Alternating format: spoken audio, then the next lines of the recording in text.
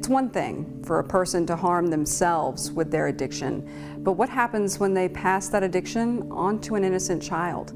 Pregnant women addicted to opioids are passing that physical need for the drug on to their babies. And when those babies are born, they suffer, physically suffer. But not alone.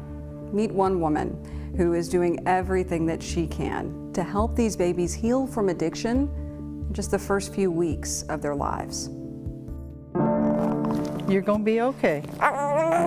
You're gonna be okay. They call her the baby whisperer. Yeah, I promise you're gonna be okay. In the neonatal unit at Norton Children's Hospital, Sharon Benton spends every Wednesday rocking the pain away for sick and suffering newborns. It's just a wonderful way of touching children's lives who will never know you touched them, but that you can love and love and love and help them as they work through this illness to be able to become whole.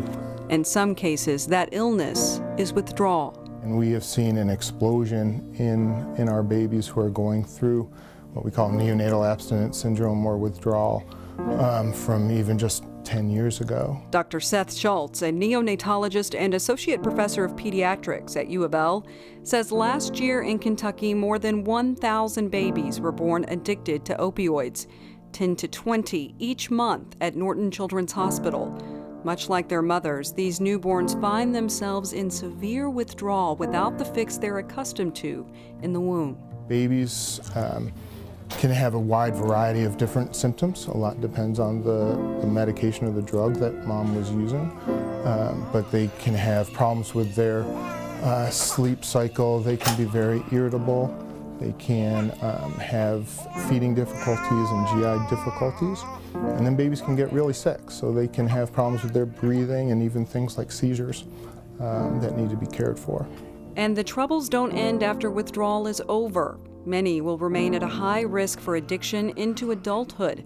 That's the hard part for Sharon, not knowing what kind of lives these babies will live beyond the safety of the neonatal unit.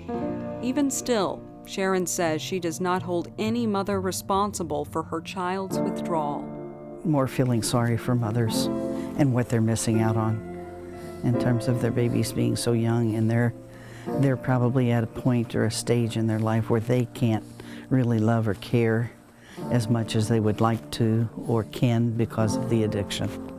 And so I mostly pray for them and pray for these little ones that hopefully they will be able to fight that addiction. I know it's a tough thing in our society right now, and will continue to be probably until we find ways of working with it and